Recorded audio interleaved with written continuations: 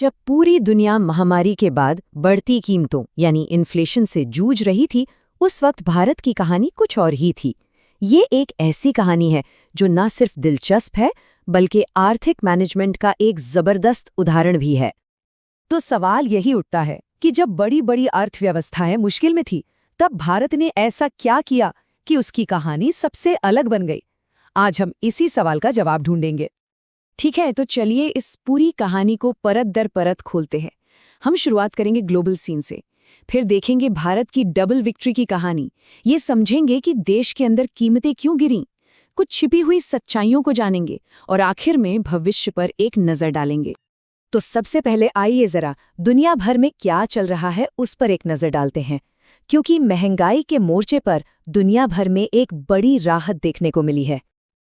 देखिए, महामारी के बाद जो महंगाई आसमान छू रही थी वो अब काफी नीचे आ गई है। आंकड़े बताते हैं कि 2025 तक दुनिया भर में महंगाई घटकर सिर्फ 4.2% पर आ गई।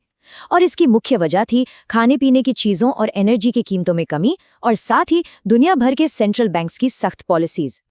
लेकिन पूरी दुनिया की इस राहत के बीच भारत ने जो कर दिखाया है वो सच में कमाल है।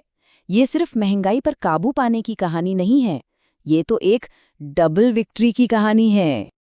जरा इस चार्ट को देखिए, ये दिखाता है कि दुनिया की बड़ी अर्थव्यवस्थाओं में भारत में महंगाई दर सबसे तेजी से गिरी है, लगभग 1.8% पॉइंट्स की कमी। ये एक बहुत बड़ी कामयाबी है। तो भारत ने ये कमाल का बैलेंस बनाया कैसे? एक तरफ तो महंगाई पर लगाम कसी और दूसरी तरफ अपनी ग्रोथ की रफ्तार को भी बनाए रखा। सोचिए, एक तरफ रिटेल इन्फ्लेशन गिरकर सिर्फ 1.7% पर आ गया, वहीं दूसरी तरफ इकोनॉमी 8% की शानदार रफ्तार से बढ़ी। ये एक ऐसा बैलेंस है ना जो बड़े बड़े देशों के लिए भी एक सपने जैसा होता है। और ये बात सिर्फ हम नहीं कह रहे, पूरी दुनिया मान रही है। S&P ग्लोबल रेटिंग्स जैसी बड़ी एजेंसियों ने भी भारत के इन्फ्लेशन मैनेजमेंट की तारीफ की है और कहा है कि भारत की बेहतर मॉनेटरी पॉलिसी के अच्छे नतीजे दिख रहे हैं। तो चलिए अब भारत के अंदर चलते हैं और ये समझते हैं कि कीमतों में ये गिरावट आई तो आई कैसे, इसके पीछे कौन से डोमेस्टिक फैक्टर्स थे। भारत की इस कामयाबी का सबसे बड़ा हीरो है खाने पीने की चीज़ों की कीमतें। दिसंबर 2025 तक फूड इन्फ्लेशन -2.71% पर आ गया। इसका मतलब ये है कि खाने पीने की चीज़ों की कीमतें बढ़ नहीं रही थीं, बल्कि असल में घट रही थीं। और ये गिरावट कोई एक दो चीज़ों में नहीं थी। सब्जियों, दालों और मसालों सबके दाम जबरदस्त तरीके से गिरे। यहाँ तक कि अनाज, जिसकी महंगाई जनवरी 2025 में 6.2% थी, वो दिसंबर तक नेगेटिव में चली गई। और ये सब हुआ अच्छी फसल और बम्पर पैदावार की वजह से। और हाँ, सरकार के सही समय पर लिए गए फैसलों ने भी बड़ा रोल निभाया। इसे समझने के लिए खाने के तेल का उदाहरण सबसे अच्छा है। जब दुनिया में कीमतें गिर रही थीं, तो सरकार ने घरेलू किसानों को बचाने के लिए इंपोर्ट ड्यूटी बढ़ा दी, और जब कीमतें फिर से बढ़ने लगीं, तो आम लोगों को राहत देने के लिए ड्यूटी घटा दी। ये बहुत ही सधा हुआ कदम था। लेकिन रुकिए, कहानी इतनी सीधी भी नहीं है। जब हम थोड़ा और गहराई में झांकते हैं तो कुछ बहुत ही दिलचस्प चीजें सामने आती हैं। इसके लिए हम एक टर्म समझना होगा, कोर इन्फ्लेशन। अब ये क्या चीज़ है? देखिए, आसान भाषा में कहें तो जब हम कुल महंगाई में से खाने पीने और फ्यूल की कीमतों को हटा देते हैं, क्योंकि ये बहुत घटती बढ़ती रहती है, तो जो बचता है वो कोर इन्फ्लेशन कहलाता है। इससे इकोनॉमी में अंदरूनी तौर पर कितना प्राइस प्रेशर है उसका बेहतर अंदाजा लगता है। और यहीं पर एक पहेली खड़ी हो जाती है। दिसंबर 2025 में जब हेडलाइन इन्फ्लेशन सिर्फ 1.3% थी, तब कोर इन्फ्लेशन 4.62% पर अड़ा हुआ था।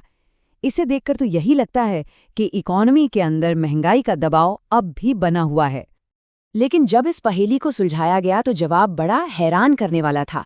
ये जो बढ़ा हुआ कोर इन्फ्लेशन था, वो असल में इकोनॉमी के अंदरूनी प्रेशर की वजह से नहीं, बल्कि दुनिया भर में सोने और चांदी की बढ़ती कीमतों की वजह से था। देखिए, जैसे ही हम इन कीमती धातुओं के असर को हटा देते हैं, कोर इन्फ्लेशन धड़ाम से गिरकर सिर्फ 2.27% रह जाता है। मतलब इकोनॉमी में अंदर से कोई खास प्राइस प्रेशर नहीं था। एक और मज़ेदार बात है, महंगाई का असर गांव और शहर में अलग अलग महसूस हुआ। गांव में लोगों की कमाई का एक बड़ा हिस्सा खाने पीने पर खर्च होता है। इसलिए जब खाने की चीज़ों के दाम ऊपर नीचे होते हैं तो उन पर ज़्यादा असर पड़ता है। यही वजह है कि गांव में महंगाई शहरों के मुकाबले ज़्यादा अस्थिर रही। तो हमने अब तक की कहानी तो समझ ली, अब आगे क्या? भविष्य कैसा दिख रहा है और कौन से खतरे हैं जिन पर नजर रखनी होगी? अच्छी बात यह है कि आगे का नजरिया काफी अच्छा लग रहा है। आरबीआई और आईएमएफ दोनों का अनुमान है कि वित्त वर्ष 26 में महंगाई टारगेट के अंदर ही रहेगी। आरबीआई का अनुमान 2.0% का है, जबकि आईएमएफ का 2.8% का। लेकिन हाँ, कुछ चीज़ें हैं जिन पर नज़र बनाए रखनी होगी, जैसे कि रुपए में उतार चढ़ाव, दुनिया में मेटल्स की बढ़ती कीमतें, जियोपॉलिटिकल टेंशन और अनप्रिडिक्टेबल मौसम। ये वो फैक्टर्स हैं जो आगे चलकर कीमतों पर दबाव डाल सकते हैं, इसलिए लगातार सतर्क रहना ज़रूरी है।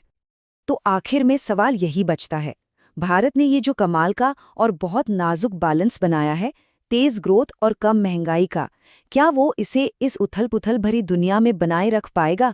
ये आने वाले वक्त में देखने वाली बात होगी।